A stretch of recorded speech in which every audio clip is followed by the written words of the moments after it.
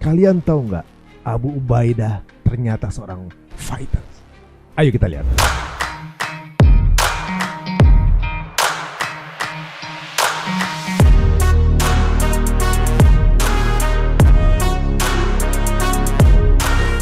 I think throughout the years that I've lived and like very recently, specifically in the last couple of years, it like my intuition and my intention inside, I try as much as I can to wake up every day and work towards something like fi sabilillah, you know, like to do something in the name of Allah.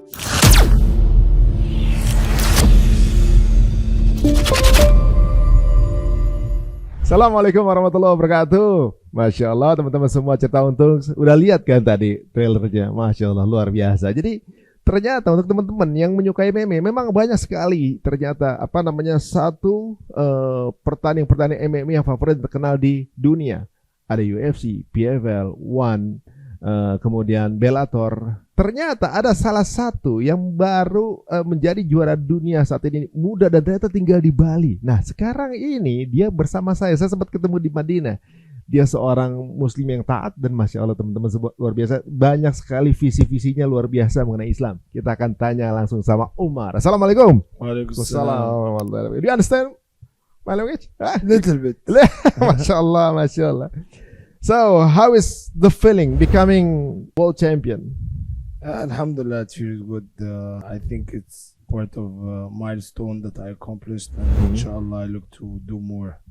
Just like it's part of the journey, you know. So I feel alhamdulillah we accomplished something that we worked hard for, and now we look on to what's next. Just the beginning, inshallah. So how long you been becoming? Is it the first time or before? No, I was a champion before in 2021. 2021 after COVID. Yeah, after COVID I became. Is there a fight after? Yeah, there was a fight. Yeah. Oh, so it is the fact it is the first time for Egypt have the world PFL, champion, PFL, PFL, yeah. The first time, yeah. So how did you get to MMA before? I mean, interested in MMA? Just I think 6-7 years ago, I used to train a lot of bodyweight training, and then I decided that I wanted to use my body into something, and then I watched like this movie about fighting, and I really liked it, and then next day I just started training, and it became like my passion, and it drove me like this is what I want to do for the rest of my life. So you became this one as you now. Is for the last, because of the last 7 years back, yeah. Is there anybody that inspire you in life or like in fighting first? Muhammad Ali. Muhammad Ali. Yeah, Muhammad Ali is my biggest inspiration. So why did you choose boxing then rather than? I box. I do boxing also. You box also? Yeah. So how many martial arts do you get? So I do boxing. I competed in boxing. I competed in jiu-jitsu. I competed in MMA. I also competed one time in Muay Thai. So I competed in everything, and right now I'm focusing on MMA, but I think later on I will start doing more boxing. Like I was trying to get a boxing fight in this time before my next PFL fight, but I couldn't find an opponent, so just training to get better. But I think I'm a very good boxer compared to MMA. Like I think I can do much more in the boxing ring. Wow. It's just right now I'm focusing more on MMA. So because you're at the top class in MMA, PFL right now, probably it's harder to find an opponent because you know it's not easy. This really was the reason that so many people pulled out in front of me, and I just couldn't get a boxing fight, and it is. Why is that? Is there any specific reason? I don't know. I just think people like would look at the platform and see like you champion, you know what I mean, like they wouldn't take it, you know. Well, sometimes people look at your Instagram account, probably in YouTube, they will be lost mentally. I think this is what happens. Why don't you move to other competition? Probably they have higher the influence. Yeah, but the thing is, you know, I don't find just for like I fight because I love fighting. You know, I love the sport. I love the progression. I want to grow as an athlete. You know, I want to take the steps one step at a time. I'm not thinking just to, you know, fight to get views or make money or all of that. This is part of the journey, but I really want to do more. You know, like I want to do something that no one has done before. So I'm just taking my time, growing myself as an athlete. I think I have so much more room for improvement, and yeah, like I'm just excited for my next fight. Plus, I'm also under a contract with PFL, so I'm moving in directions that I need to move with the promotion itself. Yeah. I think that you find your place. I mean, your way in reaching your goals in PFL now as a fighters. Do you have any? Some people have life goals. They have life purpose. Well, sometimes to get the life purpose, you can change life goals sometimes, but the purpose is still the same.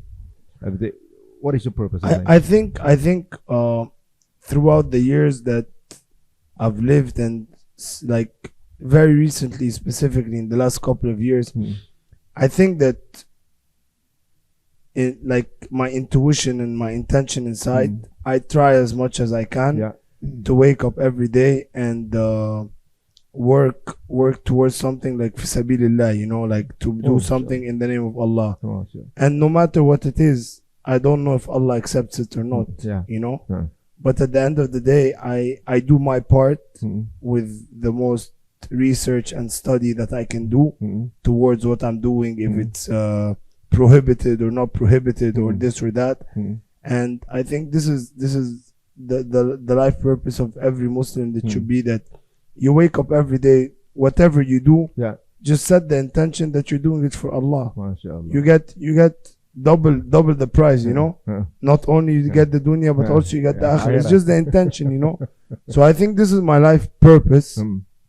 My life goal is to just achieve as much as I can with what God has given me, you know. I just feel as a human being, especially as a Muslim human being, I feel like it is very unworthy, and it's very like demotivating that a human cannot actually find out how far he can go. You know, I just feel this is how I think. Maybe not all people think like that. Maybe some people have different way of thought throughout life. But I think and I believe that every single human that God created on planet Earth has the potential to be something very big. And my life goal is to become the best version of a human that I can be. Not just in fighting. Like I want to be the best, you know, like the best son, the best brother, the best friend, the best father, the best like this is what I try to do. I try to perfect everything. Of course, it's not possible to perfect everything, because no one is perfect. But I always strive to be better, and this is what keeps me always hungry and always developing. And me being as a fighter also puts a lot of challenge, where I always need to be working, always need to be grinding. And I like to always put a goal in front of me. I don't like to just wake up every day in the morning with no purpose, not knowing what is going to happen tomorrow or what I'm working for, you know, just waking up like meet like the a day lazy guy. Not just lazy, but just waking up, meeting the day with whatever the day brings to the table. And you know, it was like no race on everything. It was like no focus on the finish line. But when you search, probably when you someday, if you find out that is not prohibited, probably would you change career? Yeah, 100%. I already wanted to retire a couple of years ago. Are you still young? Yeah, but I wanted to retire for religious reasons. I felt that maybe the sport is not prohibited or this or that. And I went on a journey actually to ask a lot of scholars and to ask like modern day Islamic scientists and like this.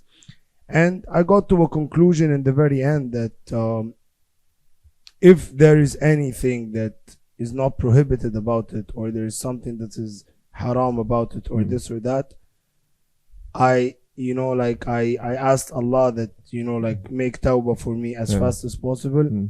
But I think I'm in a point where I don't want to take the decision to step out of it. Not that I'm saying that it is not prohibited. I'm just saying if there is a problem, because it's a very gray area. a lot of people say there's a hadith where people, where Prophet Muhammad said hitting on the face is haram, but then you have like, I don't know if you know Muhammad Hijab. He's a very, So Muhammad Hijab, he had an MMA fight a couple of months ago, and he said that he inquired from a very like big Muslim scholar, and he told him that this sport in this time of the world is very beneficial for Muslim teenagers coming up, and even if there is harm that happens to them and they are doing it for the sake of Allah to protect their family, to protect themselves, that Allah will grant them higher. So everyone has an input about the sport or has an overview about the sport, but it's, let's be honest, it's not like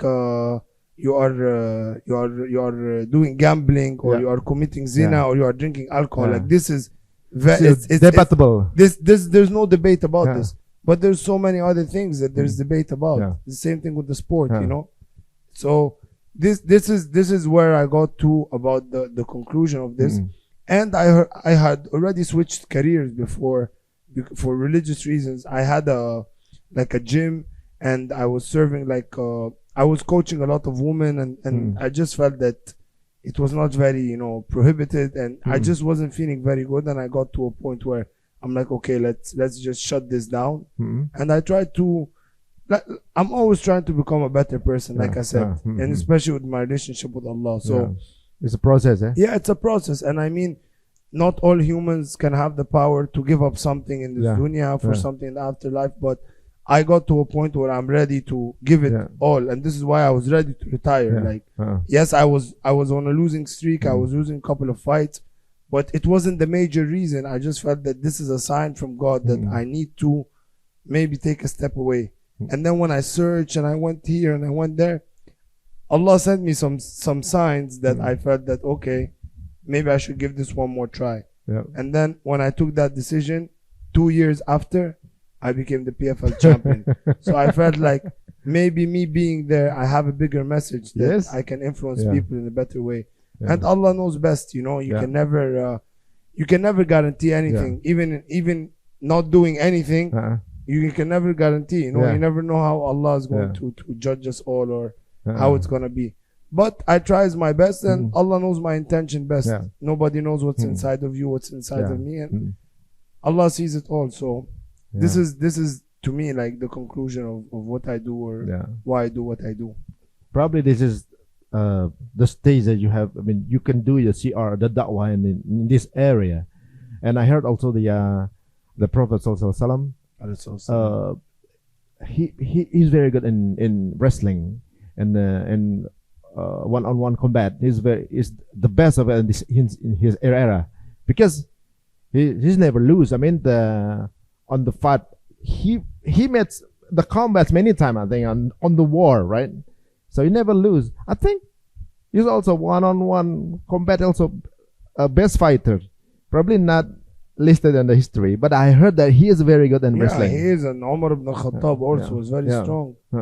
So there was one time a story of one of mushrikeen that he wanted to wrestle someone, and then he wrestled him, so he lost. And then they said, "I wrestle you again," and then he wrestled him and he lost. And then he went and told people, "I wrestled this man," and then one of those, and then he said that I lost twice, and then he said, "It must be Omar." So there's a story about Omar ibn Khattab being a very strong wrestler as well. Masya Allah. Jadi teman-teman, kalau kita lihat ya, visi beliau ini sangat tegas banget ya. Walaupun dia seorang atlet, tapi dia tahu, udah punya fokus. Saya tahunya pas lagi ketemu di Madinah waktu itu, kebicaraan ini, Masya Allah, luar biasa. But right now you are becoming the world champion in PFL. Have you ever lost? Yes, of course. When was that? This was in... So I lost the first time in my life was in... I started the sport in 2016. The first time I lost was in 2017.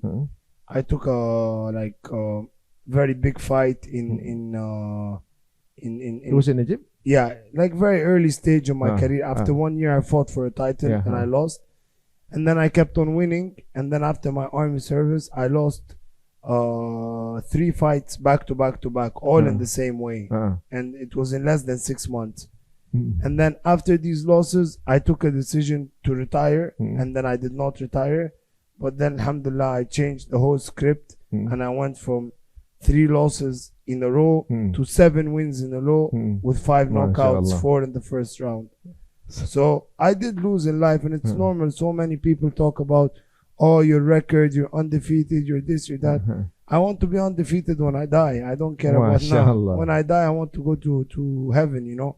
And one of the reasons Muhammad Ali is my biggest inspiration is Muhammad Ali, when he was once asked in an interview, he said, after I die, after I retire from the sport, I don't care about using my name and popularity other than to help people become better. And he said, if there is a heaven, I want to see that heaven. Yeah. And people need to understand that if we want to go to heaven, we need to work to go to heaven. Yes. It's very logical, you know.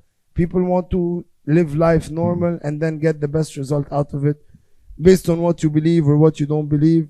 We all understand. In order for you to have this jacket, to have a watch, you need to buy it. There's a price for everything. Heaven is the same. There's a price for it. So this is what I want to be undefeated in. I got defeated in life. It's okay. I win, I lose. It's happened many times. How many times people win? How many times people lose? It's just life, you know. It's normal. It's dunya at the end of the day. So when you focus too much on this, you become empty because you are chasing. Now you are asking me, oh, you became champion. Okay, alhamdulillah, I became champion. Of course, it's what I want. If I was not going to become champion, I wasn't going to be happy, of course. But Allah knows best, you know. Maybe tomorrow I lose another fight or something happen. I don't know. But that does not mean that I will not do everything in my power to get the result that I want to get. Maybe one day I go in a fight and I'm fighting, same like Omar, and he broke his hand. What are you going to do? You broke your hand. You can't fight properly. Masya Allah. You can try your best, but at the end of the day, people lose. It's normal. It's just that now social media and all this, people winning. Everybody's winning on social media. Everybody's eating. Everybody's eating good, sleeping good, riding, and it's not real. But this is what everyone wants. Everyone just wants to win. Okay, but what about the end? You know, you want to win the end. Because this is what's eternal, you know. This dunya, we will all go one day, right?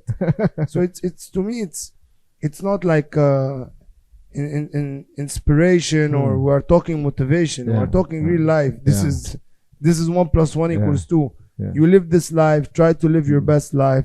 Try to have the best life. But you will die. You will leave all the cars. You're a millionaire. Buy what you want. Get what you want. But make sure you are also giving back to community, doing what Allah has told you to do. And at the end of the day, you are gone. Whether you like it or not, we are all gone. Masya Allah. One day, this will not be here. You will not be here. I will not be here. Everything will not be here. Masya Allah. So it's logical, you know. You need to be smart. When you are living this world, you need to be smart. You cannot be so caught up because when you love this dunya so much, you get lost. It's very big. Today I'm Jakarta, tomorrow you go to Bali, then you want to go Sumatra, then Surabaya, then Java, and then you look, oh, it's time to go, bro. What did you do for going now? Time is running out. Time is running out. You want to see everything. You want to go everywhere. It's not possible. It's not possible. MashaAllah. I heard this perspective from MMA fighters. No, really. No, you're not really an MMA. You're USTADZ.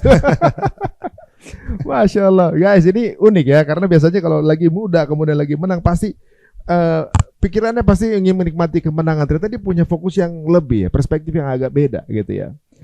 You're still young and you are world champion. You have money.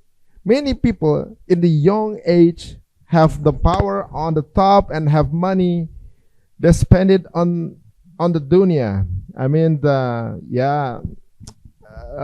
many things. It is a very unique perspective that came from you.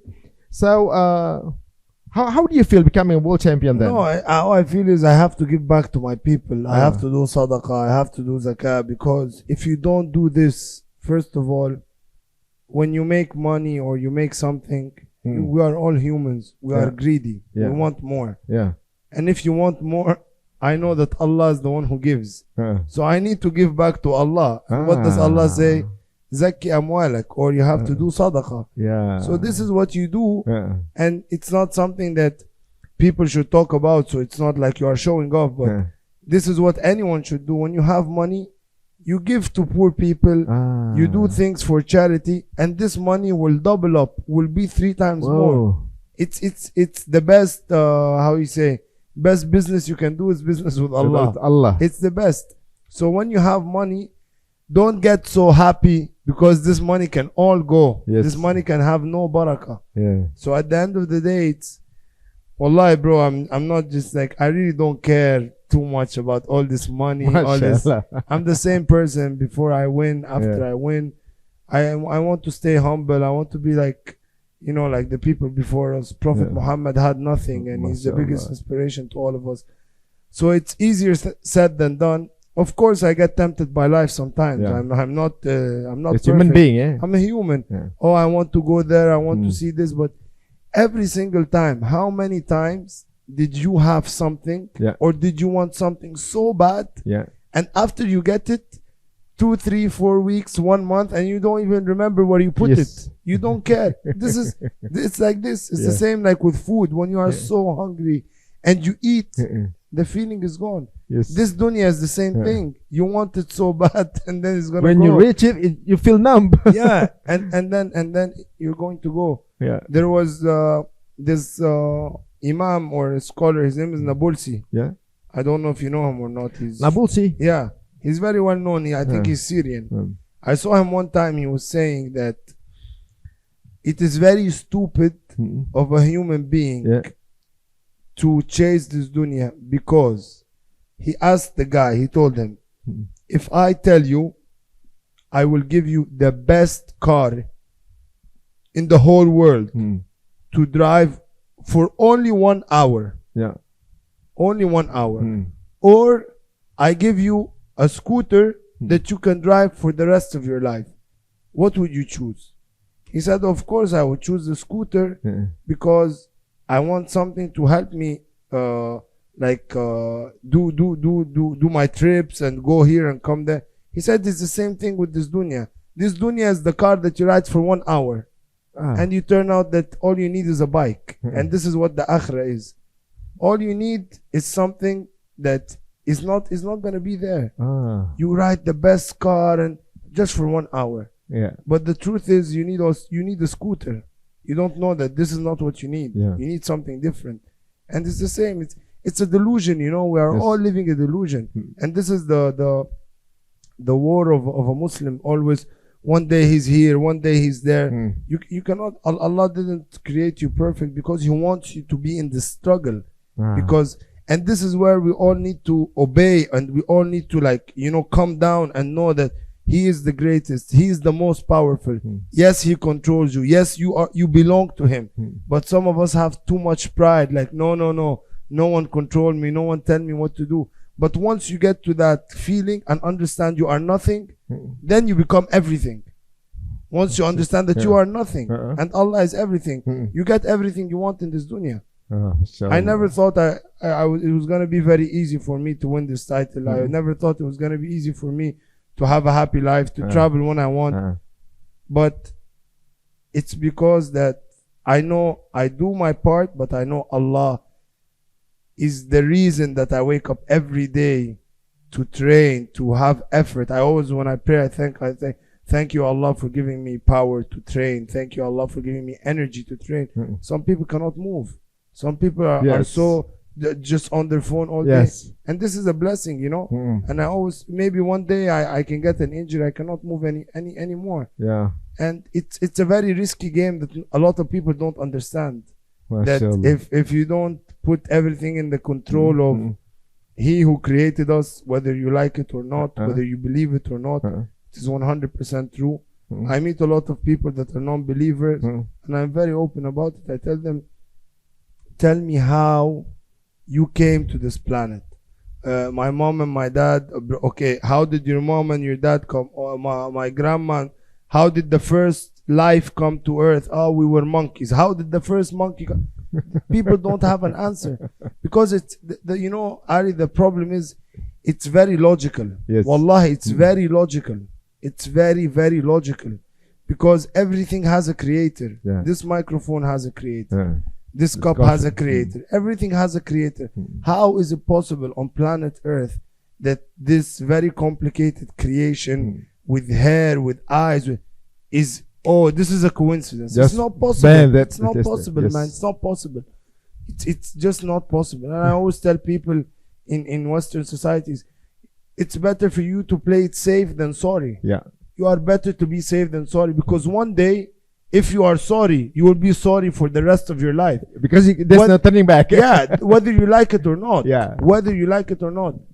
And I always tell people who don't believe, okay, you might be right, I might be right, you might be wrong, I might be wrong, but one day we will definitely find out.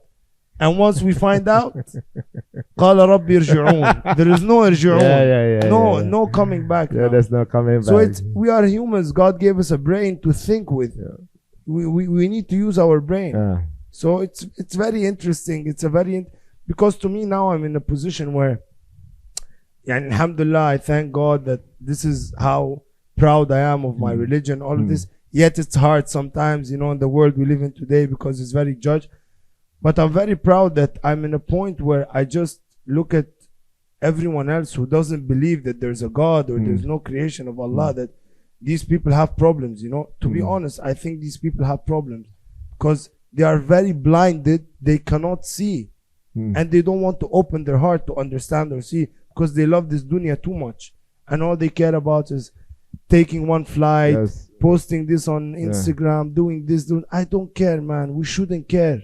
Because one day we are gone. One day we are all gone. And every time you see somebody that is gone, you remember more and more and more that it's gonna be your turn. This is, yes, you're going to show up there one day.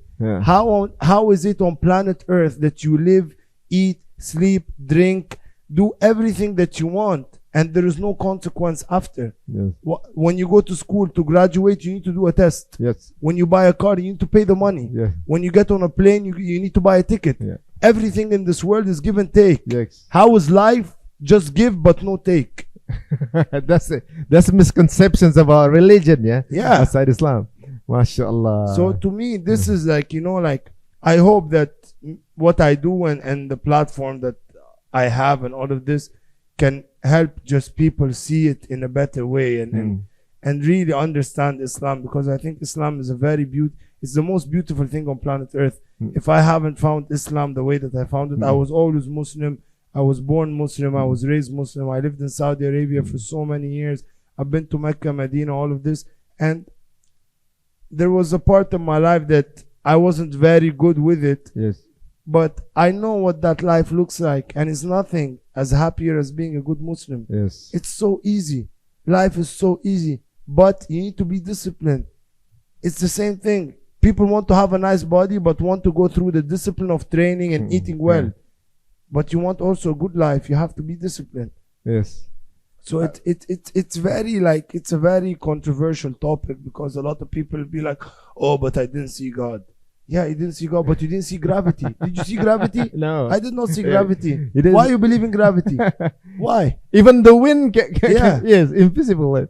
MashaAllah. So I think it's just very there's so many logic in other religions' perspective that they only believe what they see.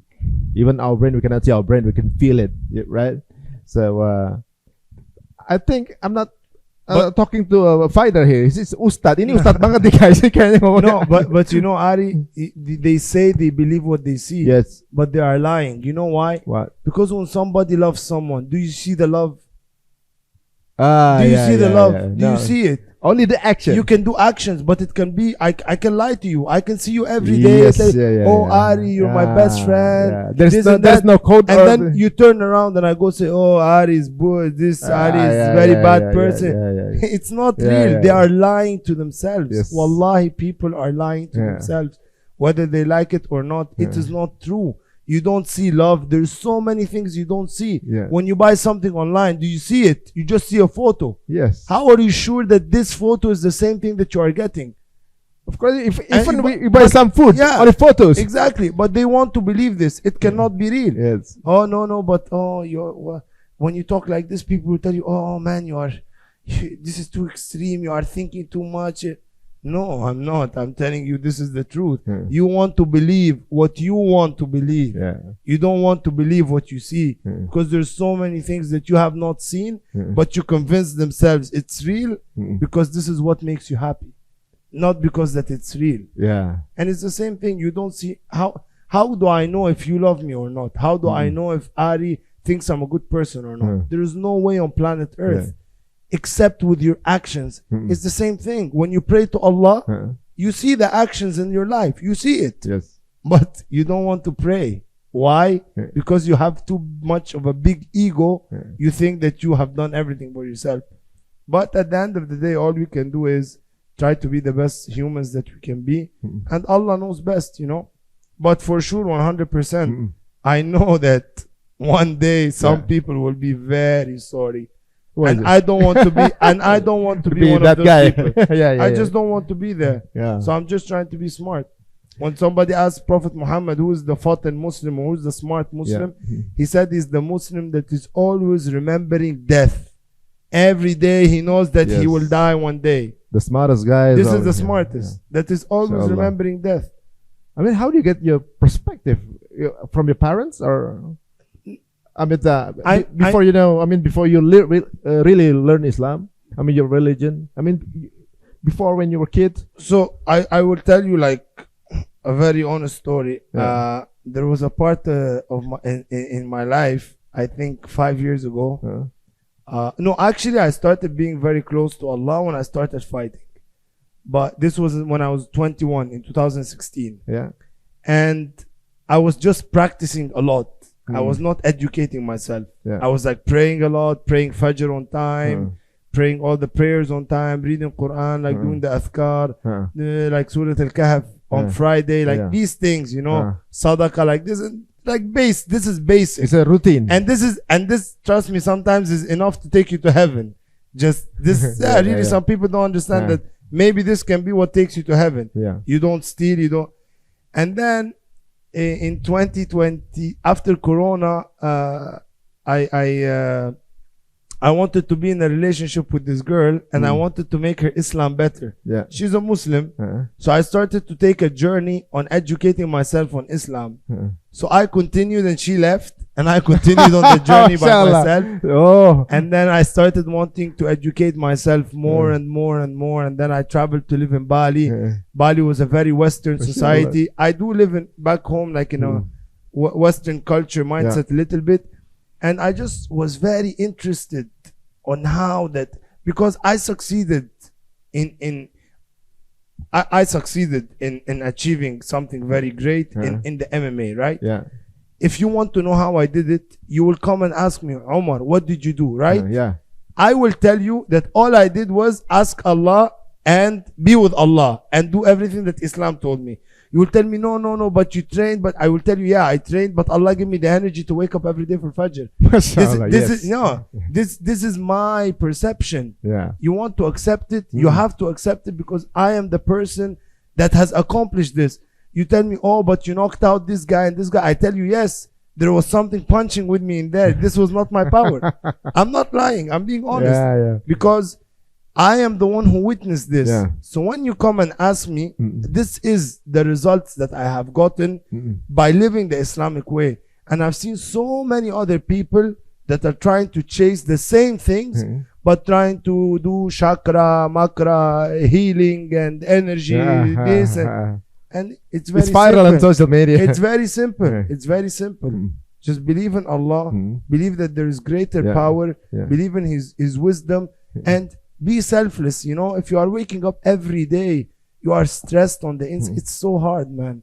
Living away from Islam is very hard. I see so many people, and I'm like, please look for Islam. You know, like, please go look for Islam. Your life will be better. Wallah, it will be much better. And Islam is not what is written in your passport. People think Islam is the beard. No, Islam is a way of life. I was a Muslim all my life, but there are some times that I was not doing things that Islam told me to do. So it does not mean that if you don't have your name Muslim in the passport, that doesn't mean you don't have Islam. I've seen so many people that are not Muslims that have Islam, and I've seen so many Muslims that don't have Islam, you know. So it's a very, I think this is the most important topic of our life, but people want to think about different things. I think this is the most interesting thing, to understand how this world happened, why we are here, and why we are living. But people want to think about AI and CI and this and the spaceship, and this is all in 1 second. All of this will disappear. And then they will all look at themselves like, oh, we were idiots, you know? Really, we were idiots. And this is a very interesting perspective as well, as a fighter, and you put everything from Allah. It's because of this kind of perspective. Many MMAs are mostly Muslim right now. I mean, it was like a trend that Muslim fighters conquered this kind of sport. Bro, if Muslims were not attacked the way that they are attacked everywhere around the world, we will conquer the world. Oh, I not see. Not just MMA. We will conquer the world because I think we have the best book of life. I don't think there's anything on planet Earth that can compete with the Quran. Nothing. No human, no soul, nothing. This book is 100% the best way to live life. This book, so many people don't know that it says the rights of a woman. It says the rights of a kid. They say the inheritance when a father dies, what the son gets, what the daughter gets. It says everything that you need to know. The fasting. Why do we fast? And when you are sick, that you cannot fast. It's so many rules. And it talks about stories of Prophet Yusuf and what he went through with a woman to tell people that beware this, that. It talks about Moses and Fir'aun and how this, and then Al-Khidr and Surah Al-Kahf. It talks about everything that you see on a daily basis. There is nothing in the Quran, and this has been 1,400 years ago. And you want to tell me this is not real? You want to tell me this is not convincing? But everything that people are coming up with these days, all these reading cards, and this is what's real now in Universal Studios, printing in a company, some cards telling you, today we're gonna wake up and find the love of your life, and you read it and you like believe a fortune fortune telling and all of this and card. This is what's real. You want to convince me this is what's real, but what has been there for 1,400 years and has been protected and has been passed down. And it's good that we're talking about this. When I started my journey about educating myself on Islam, my scholar back home, he taught me and he explained to me why Islam is credible. Why is the Quran credible? How was the Quran collected? How they wrote it? How it was written on trees? Of course, he told me I need to take you step by step to walk this journey. And throughout this journey, you have these questions. And then you see certain things that happen in life. And Allah gives you so many messages. When you ask for Allah, and Allah says, you come close to me an inch, I come closer to you an arm. So just you need to walk this inch towards Allah, and Allah will give you His handout. And it's nothing more like fulfilling than walking with Allah. As much as sometimes in myself, inside I say, oh, you're a hypocrite, you want this dunya, you want to win, you want. But then I realize this is why we were created. It's because Allah wants you always in this battle, because this is why He created you. You did not create yourself. You want to subside, bow down and accept. Okay, you don't want to compete, but you are competing with something that it has power that is much above and beyond that you can imagine. You are too weak to compete with Allah. And what I tell so many people that are disbelievers and don't believe in Allah in general, I tell them the whole problem is you are competing with what has given you life. So this is the wrong fight that you are fighting. You know? Okay, people have different perspectives. They ask you about, there's a certain topic I want to understand. There's a certain topic I want to talk about. Oh, but this religion says this and this religion says that. Okay, people can have different perspectives about this. But not seeing and believing in the power that has brought us all here, I just think this is denial and very ego, like it's egotistical energy where you just feel you are invincible. And still, if you work and you don't believe, Allah will give you this dunya.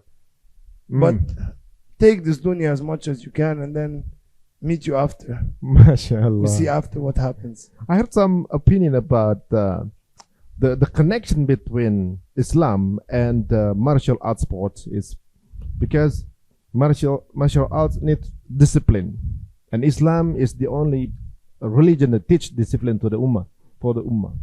You know, Yusri, my friend that's with us, we always talk about this. He always used to tell me.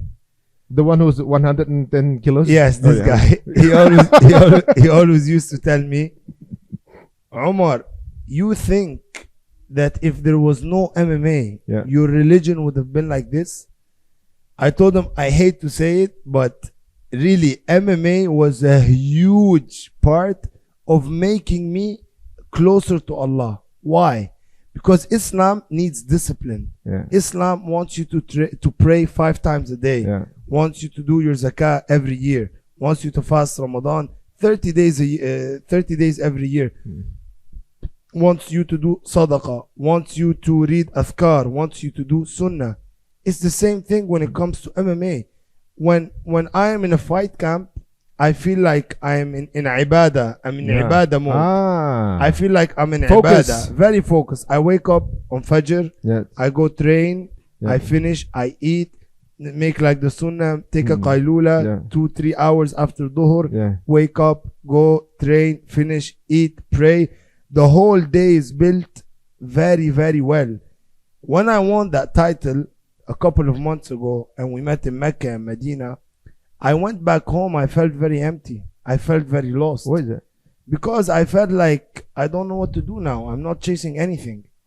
I was still praying and I was still doing everything. But when I was in the middle of chasing something, and this is why I'm saying everyone can wake up every day and announce jihad in his head, just going to the office. Jihad fi sabilillah, you know, like I'm doing this for the sake of Allah. Once you have this intention, everything in life becomes very motivating because you have a bigger purpose. And it's easier said than done, but it's very small things in your head that if you convince, your mind is very smart. You can convince it with something, and if it believes it, you can make a fortune out of it. One guy can believe that putting a tattoo on his arm or his back or doing a certain move before a fight will get him to win the fight. And he wins maybe.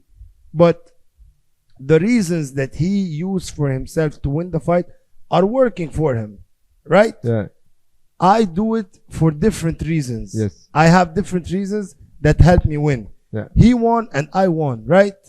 Same result. Same result. But when we die, what is the result? You did things in a way and I did. This is why people don't understand that this dunya is related to your afterlife. I'm not saying you will not get the results in the dunya because Allah is very fair. You cannot believe in Allah and work and get the results. But the thing is, there is another chapter. None of us know anything about it except what we are told because none of us have been there. Nobody has seen death. Have you seen death? No. Do you know where you go next? Have you seen what it looks like? I've never been, but Quran told me. Exactly. We have an understanding and we have a reasoning to where we are going. But the thing is, some people don't know that there is an afterlife. Some people think that this is the end. People think that then we are gone and our bodies were ended and we become dust. And there is none of this. You know why? Because you have a brain and you need to think. Like we said, this is for money, this is for money, this is for money, this is for money. What did you give in return to have your life? Give me an answer for this. What is it that you got to live this life, to have this pretty hair, these nice glasses? What did you do? What did you do? What did you do? You did nothing. To have a healthy body, you did nothing. You came to this world like this. Why is it that you want to pay the price for every other thing in life except life itself? This is what I don't understand. Because people are greedy. People just want to live on life on their own terms.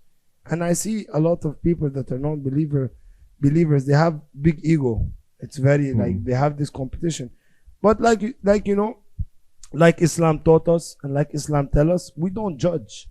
lakum dinakum waliya din. But me, out of my platform and what I do and what I'm trying to send the message, I want what's best for everyone. And I see people doing something, I'm like, hey, listen, trust me, this direction is not where you want to go. And it's up for them. They want to do it, they do it. They don't want to do it, it's up to them. This is what Muhammad Ali did. He always spoke about how Islam has helped him. When he was asked about, you have bodyguards, he said, my bodyguard is Allah. And it worked for him. And inshallah, we hope that he's in a better place, and Allah can, you know, could bring us with him in a good place. And so many other people that have been before us and that will come after us, inshallah, that will always keep on fighting for this religion. No matter how much we are attacked, no matter how much pressure is put on our backs, no matter how much we are judged, I think that an honest, true Muslim will always come at the top no matter what happens, because he has Allah behind him. MashaAllah. So everything that you have now, like a career, healthy body, money, is only a tools, right? Yeah. A tools for getting the greater purpose in your life. Yeah, I want to have a good life. I want to have a good family. I want to provide good. And Allah is also in Islam. Allah likes the abd that is always working. Yeah. Allah wants to see your sweat. Yeah. You know, they say hadith al-mu'min al-qawi khayrun wa habbu Allah min al-mu'min al-da'if. Allah wants a strong mu'min. I want to be a strong mu'min. Yeah. I want to be a rich mu'min. I want to be one that provides to people. I want to make community better. And I'm not saying this so Ari can give me money when I leave. No, Allah sees this. And Allah knows. I'm not saying this because I'm waiting for someone to come and give me a handout. I have seen so many challenges in my life, and Allah was always there. Sometimes I had no money. Sometimes I was out there alone. I had so many problems. It's always just depend on Allah. Don't stress too much. Now there's so many times I used to stress before and be like, what if I was just okay about it, you know? So everything is okay now. You win, you win, it's okay. You lose, it's okay. Somebody dies, it's okay. You're like, everything is okay. It's dunya, you know. Don't give it so much weight. It will take you higher. Give it so much weight, it will bring you lower. Yes. I think, what do you think about social media?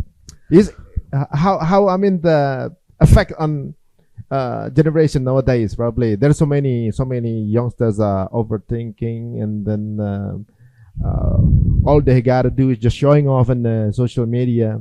It was like, I mean, the social media, probably the subscribers, the followers, it was like a god. You have to present everything to them, even though your ibadah, probably you know, Ari, I will be honest with you. There was a point in my life that I was a slave to social media. I have been through this phase, and it's okay. It's not. I don't think it's the end of the world, but I was so caught up with, I need to post this, I need to get this, I need to, and then when I started losing some fights, I'm like, bro, you're losing the purpose of what you're doing. You're not training to post. The focus, You're not training to post. You're training to fight. And so I a couple of years ago, I went viral, like in the Middle East, about some things I said in a podcast.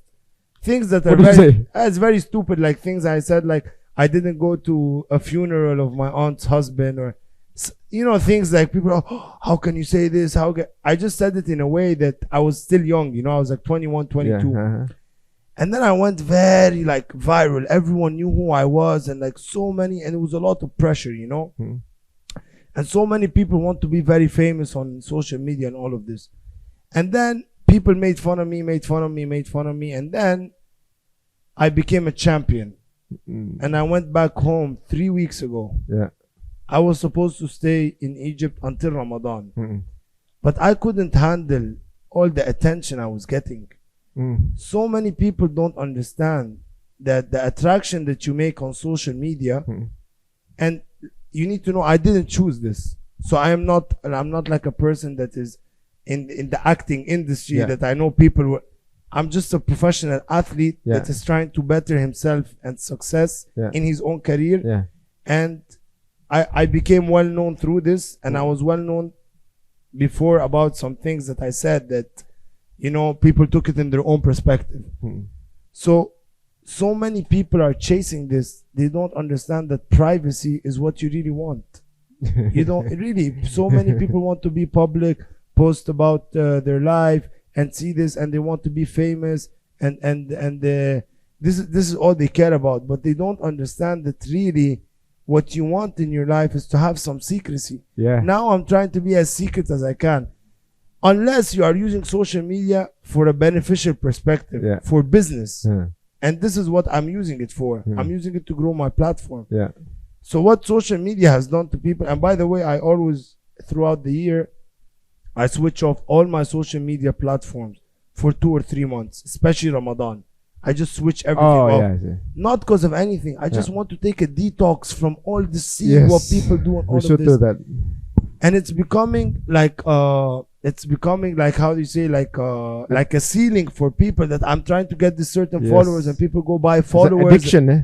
and it's becoming an addiction. And I remember there was this singer called Pitbull, Yeah. and he was in a podcast. He's saying, I'm still with a BlackBerry. So the guy is asking him why. He's like, what got Adam and Eve out of Jannah? He said the apple. Yeah. And then he's like, look at your phone. Oh, this is good Yeah, perspective. I know. Yeah. So people don't understand. He said it's a cell phone. You are in a cell. So you can have your phone. Wow. Yeah, you can have your phone, but try to use it smartly. Don't let it dictate your life. I see people, all they care about is it's hectic, bro. I lived this life before. I was an Instagram freak, and I was posting what I eat, what I sleep. Some people used to see me in the streets. They tell me, oh, you did this 2 weeks ago, because I was very public about everything. And then I realized that this is not what you want as a human being when God created us again. And this is why when you refer to Islam with everything, and you look at how it relates to everything in life, the first creation of Allah was Adam and Eve. When they were out of Jannah, they started وَطَفِقَا يَخْصِفَانِ عَلَيْهِمَا بِوَرَقِ الشَّجَرَةِ. They took the tree paper to start covering their bodies, you know, because when Allah created us as humans, He wanted us to be more in secrecy, more in privacy. And this is the subliminal messages that anyone can, someone else say, no, they were naked, and then we all know they were naked, but maybe it was okay back then. There's nobody there, right? There's nobody. Why did he want to cover himself? Why were they covering It's the themselves? natural. It's the instinct of us as human beings. This is the mercy of Allah, that when He created us, He did not treat us like animals. He gave us a brain. He told us, Ya akhi, ya ukhti, there's a system you need to follow. If you follow this, you will be a great human being.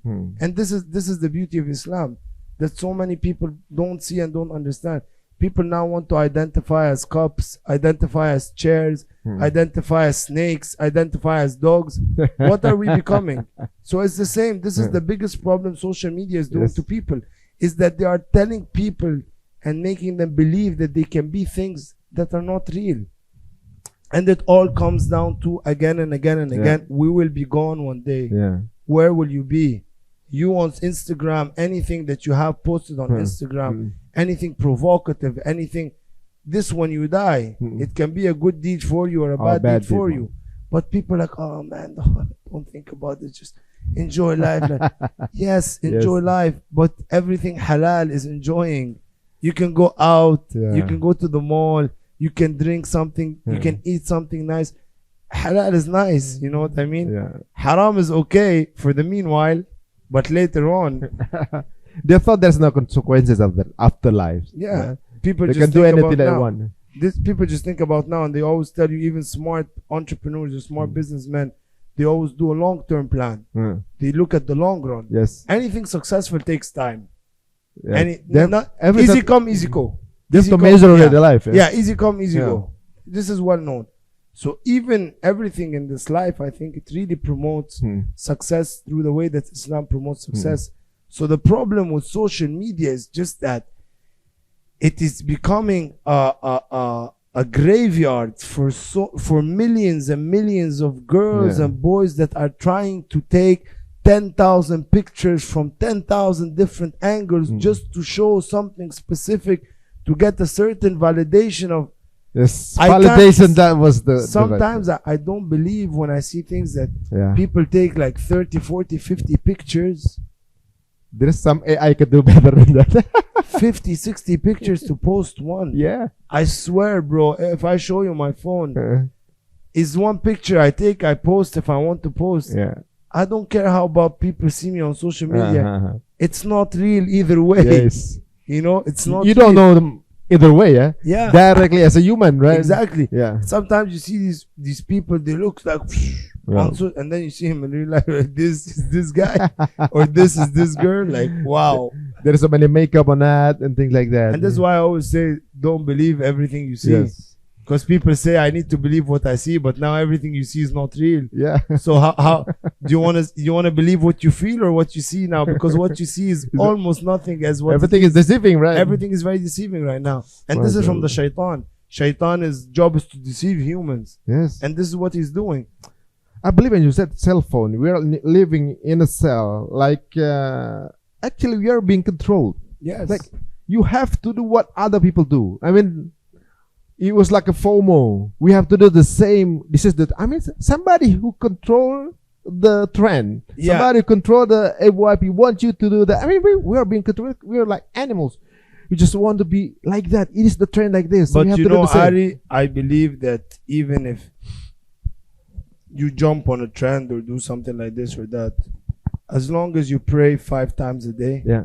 and you read Quran every day, you will always read something that will remind you that you are still different, you Yeah. know, that you still don't blend into all these loopholes, Mm. that you still don't blend into all this nonsense. Yeah. It will always remind you, because now we live in a very distracting world. Yeah. Sometimes me and Yusri, because Yusri is like my brother, you know, we're always together. We came to Jakarta together.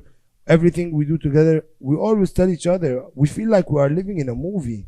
Like we feel like It was like an avatar. yeah, we feel like all these crazy things happening in the world, and like, what's all this nonsense? We are all gonna die. Why are you so stressed about all this nonsense? Yeah. We are all gonna die. When people ask me what is your day like as a superstar, I wake up normal, I eat normal, there's nothing that is crazy that I need to prepare for, to go out and go buy this shoe and buy this. Life is normal, man. Mm. I remember I had earphones. Yeah. I always like to listen to Quran while I'm training, and I don't listen to music. I also, this is one thing you want to ask me, part of my success, especially in my fights, I don't listen to music while I'm training Oh, really? at all. Why? I listen to Quran. How is it? I once saw a video Mhm. of a guy saying that the sound vibrations Yeah. that the Quran releases is much higher, like millions and millions higher, the vibration. They did like a testing to the sound vibration that music gives you. Yes. I swear, Ari, some workouts I do, they are so tough. So tough. I used to listen to music back in the day. When I listen to Quran and I'm doing it, it's like I didn't do it. Wallahi, I swear, every single time I'm cutting weight in my last tournament, I'm doing these crazy runs in the street, in the hot weather in Bali, wearing sauna suits, and what keeps me going is the 40 minutes of Khawatim and Nisa and Al-Ma'idah for a certain qari. So it's actually practical, proven, given proof that what Quran can do to you. It's magic. More It's, focus. bro, it's magic. I know it's not just focus. You keep on going. I swear, I used to get to a point where my knees are just numb. The joint is in the position where it's just like moving without thinking. And then one day I was running before my title fight. It was so hot, and I was exactly 3 minutes away from home. And I'm running and running, and subhanallah, it rained. And I say, Ya Allah, I know Allah is with me. And then at that point, I knew. I even posted the video. I will show it to you. I had a video for that moment, and I was wearing the Palestine t-shirt. Just, I live in my own dilemma, you know, with Allah, and I believe that Allah is watching over you, because every person, Allah gave us life from Him. This is how important we are as humans. So these are the kind of things that, to me, like, this make a huge difference. like just listening to Quran all the time. Sometimes I'm not gonna lie, I do listen to some like anashid, you know, like nasheed and all like that, just to excite me a little bit. But then all this nonsense of people, oh, you should. I used to listen to all this rap music and all this, and I shoot and I kill and I do, and it's all about gangster stuff, and it's all promoting violence and drugs and alcohol, and people think that this is the life and this is the trend. And it's nonsense. It kills your soul. It kills your soul. Everything in Islam, my scholar told me 5 things that kill the heart and 5 things that glamour the heart. 5 things that kill the heart is the love of wanting to talk about anything at any time, the love of wanting to ikhtilat. Ikhtilat is just to talk with this, mix with this, mix with that, out of no purpose. The love of looking at things. This kills the heart. Social media, people are looking all the time, all the time. It kills your heart, man. Sometimes I get lost on social media. I will not tell you I don't. Sometimes I'm flipping and looking and looking and looking. Okay, but then I get like, I always feel guilty after. I'm just sitting like this. I feel like, wasting your time. I'm wasting my time, man. You know, this is why I passing always 1 hour, 2 hours. I always shut down social media every couple of months to remember that I can live without it. Some people cannot. And every time I switch it up, people tell me, oh, but your business, but your work, you need to be out there. I'm like, bro, I'm out there. I don't need to be out there. I'm already walking in the streets in Cairo for years now after all this trendy stuff. Like one day I was the trend. And people know, man, it's khalas, it's okay. What do you want me to do, you know? Oh yeah, I just heard that there are some world champion in boxing. You know, there's a in USA. He was a world champion, and then all of a sudden he was becoming the social media slave, and he lost. He lost, and you know Ryan Garcia. I don't know. But in some month, some months, he's becoming social media addict and post everything, and then, you know, he's retiring, right? Yeah, no, but he's banned from boxing now. Yeah, he's banned from boxing. Yeah, but this is the thing. Look at a guy like Ryan Garcia, how crazy the things that he's doing, and he's like, he's like this disturbed kid, because it's not the real world, Ari. Let's be honest. It's a screen, man. This is not real. Death is real. Let's talk about death, you know. But people don't want to talk about this. People want to talk about what's fake. Death is real. Death is very real. You are all going to die, whether you like it or not. And Allah is real, whether you like it or not. Allah gave us this world. And it's only a matter of time until you find out. We will all find out, brother. Very soon we will all find out. And it's sooner than later, man, because the world is just... And Islam told us... It's only half an hour. Yeah, Islam told us the levels of life and the signs and everything. And it's all happening. It's all happening. Islam talks about science, and the science always proven. Everything is proven. Everything is proven, brother. They talk about molecules, and read about the surah that how the chromosomes, the 32 chromosomes of a man and a woman, they are the 32nd ayah, and I say, what do you need more to convince you that this is the truth? What else? It's just denial and ego, you know. And it's okay. People can be all egoistic as they want. People can be all pride and full of themselves as they want. You think it's easy for me to walk out, like, you know, wearing the scarf and all of this, to present this? So many people judge and be terrorist. I don't care, man. I don't care. In Islam, a woman is veiled, she's oppressed. But in Christianity, a nun can be veiled and she's being obedient with Allah. A Jew can have a long beard, but a Muslim, when he have a long beard, he's a terrorist. What are you talking about? It's a double standard. Yeah, it's a double standard. When Russia fought Ukraine, the whole world went crazy. When Palestine have been 76 years brutalized, it's okay. You want to tell me, you know, there's a saying they always say, the tree that is full of pears gets thrown with stones so they can drop its pears. This is the tree that is full of pears and fruits, and beauty is Islam. This is why everyone is stoning it and beating it. Yes, because they don't want it.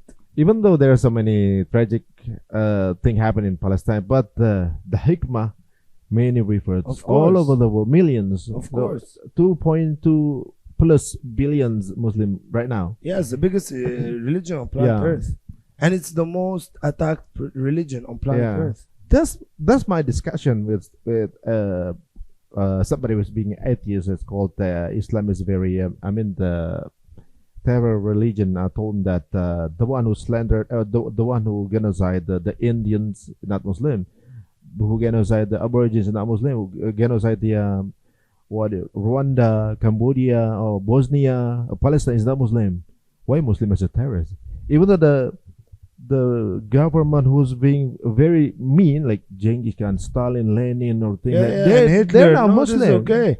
And Vietnam and Yeah. Hiroshima and Nagasaki, and not Muslim. this is all okay. But when Osama bin Laden, all of us are terrorists now, just because a plane hit a tower that you Yes. can't even prove that it was. not Now, proven. yeah, you know, Ari, It's this the is why. media. This is why I don't care. This is why so many Islamists go to jail, get killed. They don't care because they know this is dunya. Yeah. This is dunya, man. Yes, of course, I don't want to be in a position where I need to be condemned for what I say, but I will never lie. I will never hide my true faces. If me being a Muslim and speaking my word and speaking my right and speaking my honest intuition is gonna get me in trouble, let it get me in trouble. I don't care. Inshallah. Yeah, let You're it get really an Umar. Yeah, I want to be like an Omar. Yeah, MashaAllah. yeah. أحد العمرين. Either my name is Omar ibn Abdul Aziz, so it's either Omar ibn Aziz or Omar ibn Khattab. You need to be strong, bro. Yes. You need to be strong. I'd rather die strong than die weak. You know. Yeah. You choose your die. Yeah. Yeah, we die. Even even you weak or you strong, you're gonna be died. Now. You know. Before we continue, I saw a story one time of a man that went to Medina and he stayed there illegally. He stayed there. He didn't have like a visa or something. And like his visa finished and he stayed there. And he was very connected to Prophet Muhammad. Like he was very, very connected to Prophet Muhammad. So then he kept on going and coming back and coming back. And then they figured out about him and stuff. And they took him to arrest him and then let him like leave. Live in Medina. Yeah. And he told him just one more time, I want to go to the Prophet of Muhammad to the coffin. He goes there and he dies.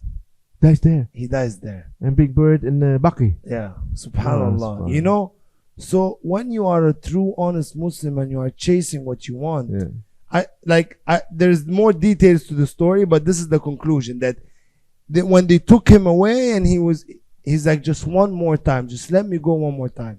And they let him go one more time and he died in front of the grave. Inshallah. So because this is all he cared about, you know, and he got what he cared about.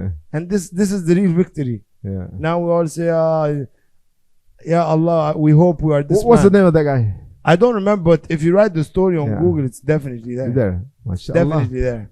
Wah, ini benar-benar guys, kita nggak ngomong sama petarung MMA, ini benar-benar jadi ustadz gitu teman-teman. Kita malah di sini ngobrol mengenai life perspektif ya. Dan mudah-mudahan ini akan menjadi banyak masukan buat teman-teman semuanya bahwa ini bukan sesuatu-satunya yang kita kejar. And I'm wondering why Bali? So let me tell you a very interesting story. You know, fitna is there since. I mean, what did you choose Bali? I mean, what did you choose? I will tell you. To me, because this question I get asked a lot. People tell me, "Oh, you are in Bali, but Bali is not a place for someone like you. That is this, that is that. That's an athlete." But the world is a place where Allah like created for us to choose where to live. Inna ard Allah wasi'an. It's even written in the Quran. Why Bali? Because in Bali I found my peace. In Bali I can wake up, go to the mosque, pray Fajr, go train, finish training, go eat something healthy, go recover, go to the sauna, go to the ice bath. Yes, there's a lot of distractions. Yes, there's a lot of temptations. But at the end of the day, I got the results that nobody thought I could have gotten in Bali. I succeeded in the sport. I defeated an undefeated fighter that is a teammate of Habib that was training in Dagestan for all the time and I knocked him out in the second round. So how was Bali bad for me? You know, Bali can be bad for someone else. Bali can be good for someone else. Jakarta can be good for someone, can be bad for someone else. You choose what you want to do. This is how strong I want to be. I want to be in a pool of challenges and come out successful. Does not mean I will succeed every time, but I know when God is there, I will definitely succeed most of the time. And to me, Bali was just, yeah, like it was everything. So many doors opened up. I got sponsored by so many gyms. You know, life there was perfect. I know everything. I'm very comfortable. I'm peace of mind, you know, because like many people don't understand that real happiness is you having clarity and peace of mind. And it's a very beautiful island. Yes, there's a lot of distractions. Yes, there's a lot of temptations. Yes, there's a lot of crazy things going out there. But let's be honest, isn't there crazy things in Jakarta? Isn't there crazy things in Cairo? Isn't there crazy things in everywhere in Saudi Arabia? Everywhere in the world. Everywhere in the world there's crazy things and there's not crazy things. You choose what you want to do. So don't tell me that I'm going somewhere for a specific reason. I have to be on the trend. No. I will go wherever I want. I will make istikhara before I go and I will ask Allah. I never chose to go to Bali. It came as a coincidence. A friend of mine told me, let's go to Bali. I used to train in Thailand after my army. He said, let's go to Bali. Thailand's not the same anymore and everybody's smoking up there and and then I went to Bali. He never went back to Bali and I just kept going back and it worked for me, but it didn't work for him. You see, it didn't work for him. And I think that with everything that I am doing and everything I'm presenting, I have shown so many people what real Islam is, which was very hard, to be honest, because Islam needs a voice. And unfortunately now, I'm not saying I'm the most perfect. I'm trying to be, like I told you, to perfect everything. But so many people portray Islam in the wrong way. So many people are like, oh, this no haram. Oh, this no haram. So I think with how I grew up and the kind of culture that I was raised in and seeing different perspectives of the world, I think Allah has chosen. I never thought I was going to be a fighter, man. I grew up in very different conditions. Probably this is your mission here. Yeah, I grew up in very different conditions. I was supposed to be now sitting in a nice house, you know, eating ice cream and having life done for me, but I chose a different life, and I think Allah was the reason that guided to me. And it takes a lot of discipline, and Islam helped me so much to have the discipline to live the life that I'm living. And I just think that it's a matter of time, and I'm so excited, you know, to see what's next. Like, I'm very excited, you know, like to see what's gonna happen next. But I never forget that one day I will die. This is why for Ramadan I always go back home, because I have a routine. I pray in certain places, you know. I have a routine that I increase my Iman with Allah, and this is my shield throughout the year, from Ramadan to Ramadan. This time now, at the end of the year, and Ramadan is always coming, my Iman is the weakest right now. Now my Iman is... This is the weakest. When you're talking about this, and you're the weakest now. Yeah. Oh. Of course, my Iman now is the weakest. Oh. Really, because Ramadan was 11 months ago. Yes. So I come out of Ramadan very charged. Yeah. Very charged, because my routine in Ramadan is also very hectic, you know. But 2 months ago you were in Umrah. I know, but Ari, this is the thing.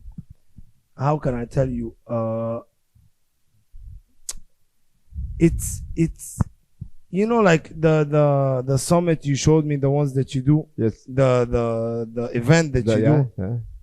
How important this event, and takes so much work to do it once every year, right? Yes. It's the same thing. Ramadan is so much work that you put in that it gives you the effect, but it keeps on draining. So the event that you guys do, for instance, not considering it's about Ramadan or this, but it's a big event. People will remember the event 1 week, 2 weeks, 3 weeks, 1 month, 2, 3, 4, and then and then you get lost in the life. So you are always trying to remind yourself. Yes. But Ramadan, there's no shayateen. In Bali, in Venezuela, there is no shayateen. There's no shaitan. So this is where I attack. Yeah. This is where I attack. And he attacks me for 11 months of the year. Oh, you win, you get a temptation. Oh, this, you get a gambling company that wants to sponsor you for a lot of money. And then, shaitan's like, oh, man, it's okay. And then you get like beer company. Yeah, a beer company. A girl comes and talks to you, a model, an actress. And he's always working. He's working 11 months of the year. Whoa. You only have 1 month to shield yourself to attack him. This is why, to me, this is now, alhamdulillah, now my life is revolving around Ramadan. Yeah. Why am I living? To train, eat, sleep, repeat, and wait for Ramadan from 1 year to the next year. There's nothing else in life. There's nothing more that I look up to, Yes. other than succeeding in what I do and waiting for Ramadan 1 year to another. What is my daily challenge now is to wake up for Fajr. And then I sleep. And then I wake up.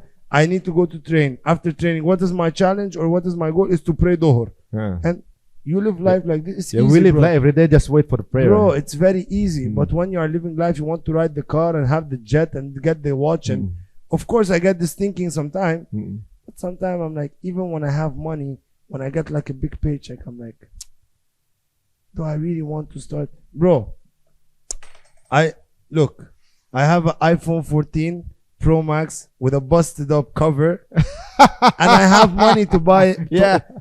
I can buy a 15 or a 16, but it's working. I don't need it. Masya Allah. I want to tell you a story. I was telling to Yusri, I used to have earphones when I was telling you I like to listen to Quran and all that. I used to have earphones that were Bose, and they're like noise cancellation and this and that, and they're like expensive for $500, something like that. I lost. They stopped working. So I got like another one, and then it stopped working. And then I got another one, JBL, also for like $200, $300, and then I forgot it on the plane. And then I came back to Bali. I was coming back from Malaysia. I forgot them on the plane. I came back to Bali and I told Yusri, I'm like, bro, I want some just anything to get me going. And I'm very picky when it comes to these things because I want to be comfortable. I go to Vivo, Vivo. I buy these earphones for 300 rupees, 300,000 rupees. Okay? Around $30. Yeah, 300,000 rupees. I have them until today. It's almost 1 year.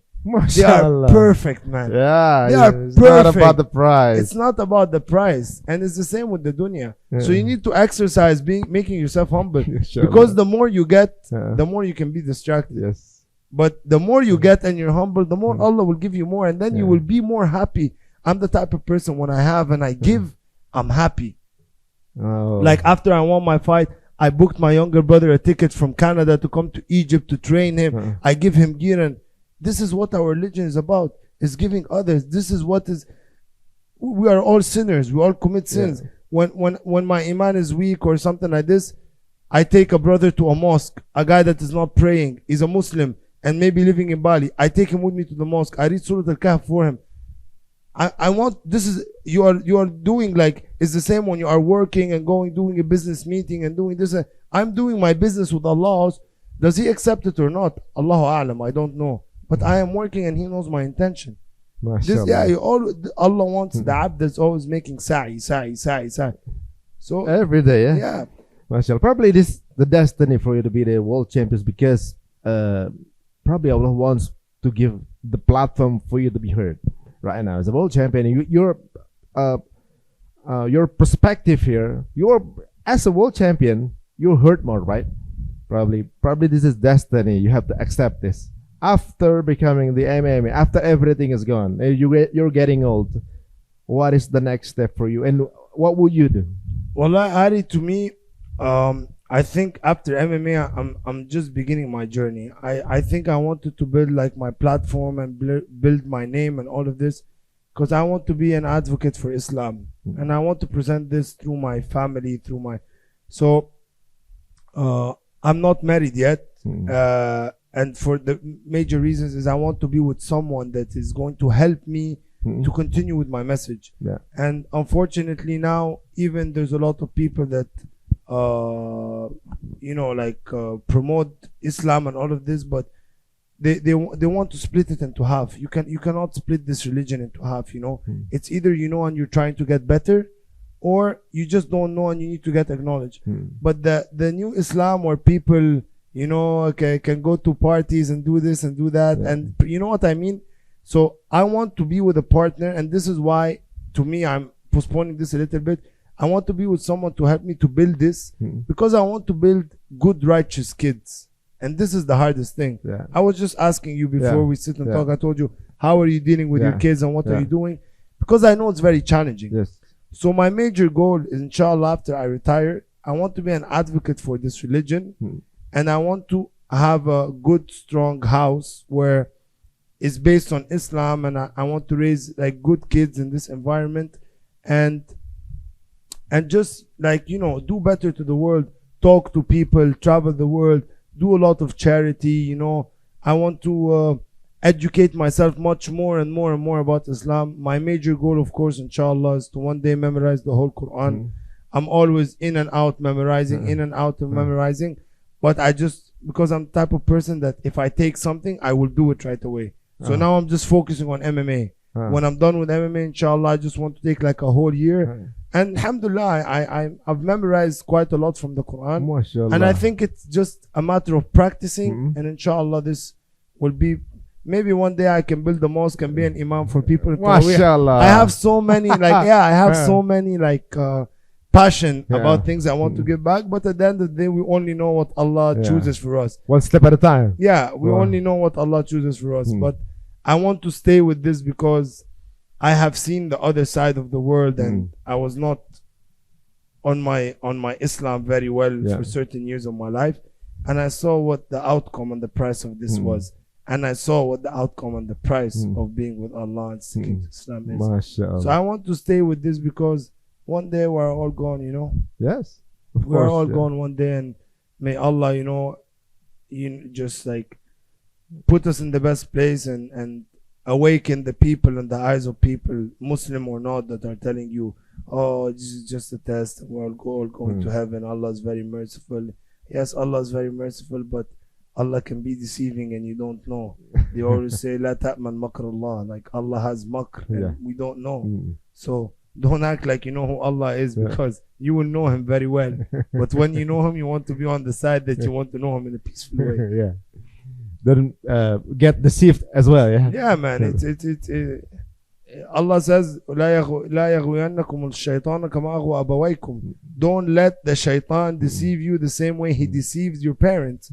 So it's the same thing, that shaitan can deceive you and you can get deceived by the mercy of Allah.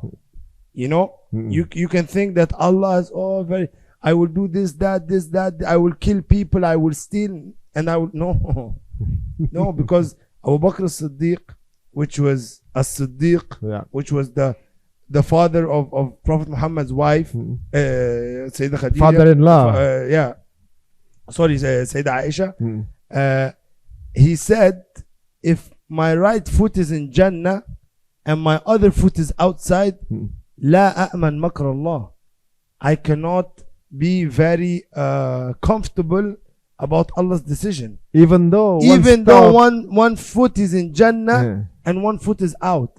This is Abu Bakr as-Siddiq, you know, one of the favorite of Allah and favorite to Prophet Muhammad. And then Omar ibn al-Khattab, which was Amir al-Mu'mineen, when he died and he got stabbed, he told his son, and then Uthman ibn Affan entered in that point, right when he was completely out. He told his son Abdullah ibn Umar, he told him, put my face in the sand so Allah can look at me with mercy that I did not do something wrong to this ummah. So you want to convince me that one of the two most righteous people, that are 10 people mubashirin bil Jannah, they will be in Jannah 100%. They did not know Allah that much, but we humans, which are considered insects to Allah, we know everything now. You know, so they always say, don't la ta'man makr Allah, don't get deceived by how merciful God can be, or how, because in Quran it always says inna Allah ghafurun rahim, but at the same time inna adhab rabbika lawaqi, like the torture of Allah is no mercy. Yes, He is merciful, but there's also torture. No, just talk to us about mercy, no torture. This is what people want to hear. People are too soft now. Yeah. They want to live on Instagram. They want to live on social media. They want to post. Yeah. But when you tell them, hey, boycott, don't drink cola, don't drink Pepsi, oh, their stomach hurts. It's weak, you know. I don't want to be this weak man. So may Allah, you know, accept our intentions. I'm telling you, man, I'm not perfect. Yes. We are all sinners. We all do mistakes. But always remember, turn to Allah. يا أيها الذين آمنوا لا تقنطوا من رحمة الله إن الله يغفر الذنوب جميعا. Allah is merciful. He will avoid all your sins, but He needs to see your hustle. Masya Allah. Ini banyak banget ya yang kita dengar dari beliau nih. Ini sebenarnya kalau kualitasnya ngomongin olahraga, ini lebih banyak ngomongin mengenai sesuatu target di kehidupan kita berikutnya. Tapi kayaknya probably after becoming, I mean, you retired from MMA, you were eligible as a da'i probably, an USTADZ. Inshallah, maybe. USTADZ Omar. Maybe. So, Inshallah. one last thing. You said that you memorize Quran. Our process in memorizing Quran right now. Yeah. What is your favorite ayah? My favorite ayah is my favorite ayah by a certain qari as well. Because I will tell you why it's my favorite. Okay, for the closing part, Yeah. do as the best as you can for your favorite ayah. Yeah. So when I was attacked by everyone and I went social media and all of this, there was an ayah in Surah Ibrahim, and Prophet Ibrahim, he got attacked so much, you know, by the people who used to worship the statues and all of that, and they put him in the fire and all of this. So in Surah Ibrahim, there's an ayah that says, وَمَا لَنَا أَلَّا نَتَوَكَّلَ عَلَى اللَّهِ وَقَدْ هَدَانَا سُبُلَنَا وَلَنَصْبِرَنَّ عَلَى مَا آذَيْتُمُوهَا وَعَلَى اللَّهِ فَلْيَتَوَكَّلِ الْمُتَوَكِّلُونَ. This ayah means, and why do we not make tawakkul with Allah, and He already hadana subulana, He already drove us to the right path. When Allah created us, He created us by good instinct. He created you to be a good human. What disturbed us as humans is everything around us. So this is the first part of the ayah. It goes like, and why do we not just follow Allah, and He قد هدانا سبلنا وَلَنَصْبِرَنَّ عَلَى مَا آذَيْتُمُونَا, and we will be patient about the hurt that you hurt us, and وَعَلَى اللَّهِ, with Allah فَلْيَتَوَكَّلِ الْمُتَوَكِّلُونَ. So with Allah, people who make tawakkul will do tawakkul. Because I was very hurt in that phase where people were just attacking, and my intention was not to tell people don't go to the funeral of your relatives. And this ayah is just, and this was the reason I memorized Surah Ibrahim, this ayah, by myself in Bali. I was just sitting and Alif Lam Ra Kitabun Anzalnahu Ilayka Litukhrij an-Nas. Just I memorized it just because of this ayah. Masya Allah. So it's easy to be a Muslim, yeah? Just follow the straight path and everything. Allah will make it easy for you, right? 100%. Masya Allah. I never thought that we could have this kind of conversation. Since the day when I met you, I never thought that. Your perspective. We met in Medina, what, 3 months ago? 3 months ago. And I never came to Jakarta in my life. I just came to see my coach. And subhanallah, while I was coming, I wanted to text you and Ustaz Ahmad. I said, let me text them. Maybe I meet them, you know. And then you text me and you're like, come over. Your head full of ilm. I mean, I don't know. Probably you can become one of the sheikh of Al-Azhar, sheikh of Misr. With your perspective, I mean, this is the leverage of any education, or probably.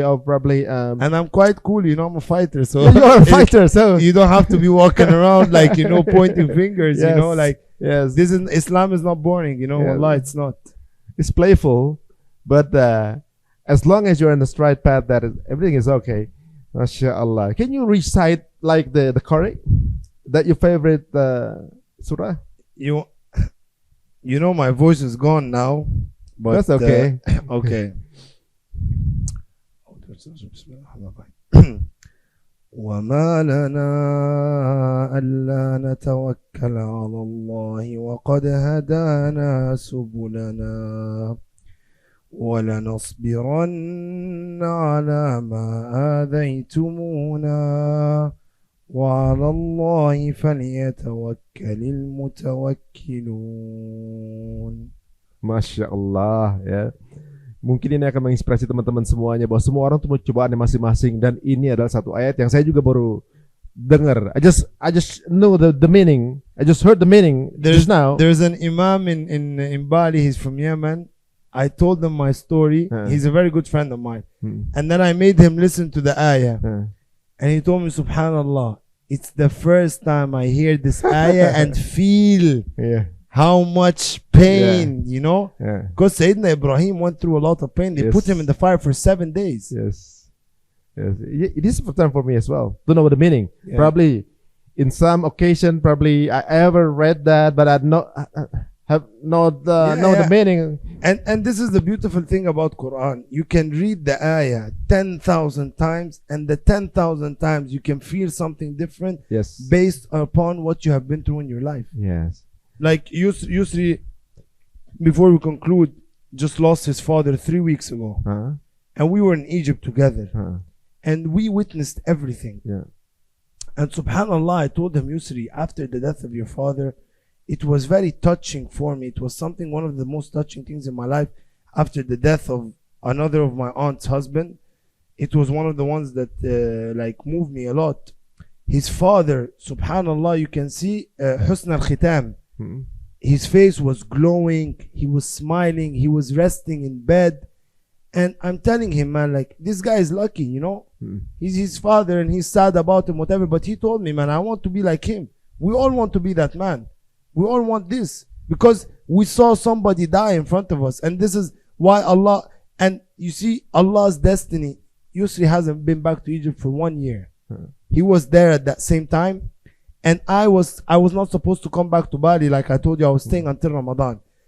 Yusri's father passed away Thursday, 1 a.m. My flight back to Bali is Thursday, 7:30 p.m. I buried his father and put him in the coffin, and I got to the plane right after. So when we saw this, we all he like, we see it's his father and everything, but he's gone. 1 day, 2 days, 3 days, 4 days, 2 months, he's gonna be a memory. But his acts and how this man left was something that we all want to be this person. We all want to be smiling. We all want to be like glowing. It was, and you can feel, you know, when you have Iman, when you can see, you understand. I have seen people who have died in car crashes. Astaghfirullah, I may ask Allah to avoid this from us. Die in car crashes drunk. I've seen what their death looked like. And I've seen other people that died in Al-Baqi' and we are sprinting to bury them because they can see their place in Jannah. We have seen this. It's not just about talking or reading books or whatever. Allah shows you things in this world. You have the choice. This is the difference between this, and this is why humans will pay consequence on the day of judgment. Because the difference between humans and animals is Allah gave us humans the privilege of choice. Animals don't have a choice. When an animal is hungry, he hunts and eats. When an animal wants to have a baby, he just goes, and there is no, but we are humans. You have the privilege of choice. You can control yourself, and you choose to control or not control yourself. So this is why, to me, every time you come and read the Quran after the death of Yusuf's father, to me, there are things that I'm reading, I'm like, wow, I didn't understand it that much until I saw the end of life, but I still did not witness it. But when I witness it, I cannot control anything. I can only control before. Or if I'm alive when the sun will rise from the west to the east instead of the east to the west. So these are the only 2 times that you cannot control. If you are gone before that, or if you are still there and you witness this. So may we ask Allah, like, to always guide us to the right path and make us a good image for Islam, because I think Islam is very misrepresented, especially in the Western cultures. So for the final sentence from you, there are so many viewers here probably have different kinds of fights in their life. And is there any inspiration words or probably anything? Because everybody have their own fights, right? You have your own fight. You have their own fitna when the slanders come to you and social media, things like that. Many people different kind of it, but the solutions is remain the same, right? Back to the owner, back to the creator, things like that. You know, Ari, I went through a lot of tough challenges in my life, and when I look back, I even tell myself, ah man, this really was nothing. But you know why? Not because it was not hard. I remember one time I was in a mosque in Egypt, and I sat after just a normal prayer, and a old man, he was saying a hadith. And this hadith, when I listened, there's some things in life that happened to me that I listened to it one time, it rings a bell, and I'm always remembering it all the time, you know, like maybe this ayah, you know, like something like this. It stays with me. And this was one of the things that stayed with me. And you are asking me now to tell the viewers what is that thing. The hadith was, concludingly, I will say it in Arabic and then I will explain it. من كان همه الدنيا أفقره الله في عينه ومن كان همه الآخرة أغناه الله في قلبه. He whose major concern is this dunya, Allah will make him poor in between his own eyes. And I will give an example of this. And he whose main concern is al-akhirah, which is the afterlife, Allah will make him very rich on the inside. And he gave a very nice example, that guy. He said you find a guy riding a Bugatti. He has a castle, wearing nice clothes, has a lot of money, wearing the last AP or the PP or the Rolex or all of that. But he has cancer. He is poor in his eyes. Or he has a kid that is disabled, you know. And this is the person that cares about dunya. He was giving the example that this is the person that cares about dunya. He can have everything, but he's deaf. He can't see. You know hear, why? Because he cares about this dunya. So this is why he fears the pain. And he gave another example of a person that doesn't care about the dunya, cares about the akhirah. Is a man sitting on the street eating a dry piece of bread, and he's just happy about it. And this is how to get with it in life. You want to succeed in life, you want to be happy, don't care about this life. Step on it. Care about the afterlife. This life will come to you on a plate of a cup of coffee like this right away. Just, this is the dunya that you want. You can drink a little bit and keep it. You can drink it all and get greedy. You can do whatever you want. And it's the same thing. When I was losing my fights, my coach that I came to see in Jakarta, and this is why he's one of my close people in my life, because he was there when I was very broken, when I lost a couple of fights and it wasn't going very well for me. It was Ramadan, the same Ramadan that I wanted to retire. This was just 2 years ago, by the way. It's not very long time. And I was going to a place to pray tahajjud in Ramadan. And I called them and I cried. You know, I told them, Coach, I don't know now. I was becoming a champion. Now I'm losing. I don't know. I want to retire. And I'm talking to the scholar and this and that. And he asked me a question. He told me, Omar, why was Muhammad Ali what he was? I told him because what he did outside of the ring. He told me no. He told me because boxing was much smaller in Muhammad Ali's eyes than it was in so many other people. So it was very easy for him. And then he told me a story of Omar ibn Abdul Aziz, which is Khamis Khulafa al-Rashidin. He told me that he had a scholar that came over to him and he read an ayah, and Omar ibn Aziz like got shocked or fainted because he thought this ayah was read for him. And the ayah says, Bismillah ar-Rahman ar-Rahim, I don't want to make a mistake, but أفرأيت إن متعناهم سنين ثم جاءهم ما يوعدون ما أغنى عنهم ما كانوا يمتعون. He says, haven't you seen we have made them have a peaceful life and happy life for years, and then they got what we promised them, and then what they were happy about did not deny what we promised them with. So it means we gave them the dunya, they were very happy, and then death came to them. But when death came to them, everything they lived in their life did not prevent death to take part. And subhanallah, I go to the mosque, I say Allahu Akbar, and then I hear this ayah. So I say these are the signs that Allah is sending. I don't say this to anyone I see or whatever, but just, you know, talking about this and wanting to inspire people about Islam and all. This is what really Islam is. And this was the first part where I took a decision. Maybe I will continue in the sport. And then some other events happened that gave me like a clear green light, like travel back to Bali and get back to camp. You're gonna fight. So you want to be happy in life, man. Just don't care about it, because you're gonna leave it. Wallahi, it doesn't. No matter how much money, I've seen millionaires, I've seen billionaires. Nothing in this world is as rich as having a rich soul. I've seen people with tons of money. And again, Prophet Muhammad, and this is why everything, you see, everything we say has a reference in Islam. Prophet Muhammad, what does he say? نعمتان مغموم فيه كثير من الناس الصحة والفراغ. Two blessings that so many people are deceived about and don't understand how much worthy they are is health and empty time. And alhamdulillah, Allah has blessed me with both. I have empty time to live my life. Not empty time to sit and watch Netflix. Empty time that you can control your schedule. And health. من بات آمن في سربه معافى في بدنه ضامن قوت يومه كأنما حيزت له الدنيا وما فيها. Prophet Muhammad says, whoever sleeps in his home and he is good in his health and he has the money or the food for his day, it's as if the whole world is in his hands. Oh, Masya Allah. What was that? The second one. Second one. Yeah, it says, من بات آمنا في سربه. Whoever sleep in his bed, safe. معافى في بدنه. Healthy in his body. ضامن قوت يومه. He guarantees his daily food.